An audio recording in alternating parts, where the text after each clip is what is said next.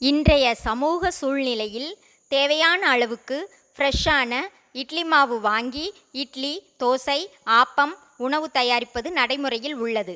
இந்த தொழில் ஒரு குடும்பத்திற்கு தேவையான அளவுக்கு வருவாயை பெற்றுத்தரக்கூடிய அளவிலிருந்து மிகப்பெரிய அளவில் ஏஜென்சி வைத்து ஒரு நகரம் முழுவதும் அல்லது ஒரு மாவட்டம் முழுவதும் சப்ளை செய்யக்கூடிய அளவிற்கு பெரிய தொழிலாக விளங்குகிறது.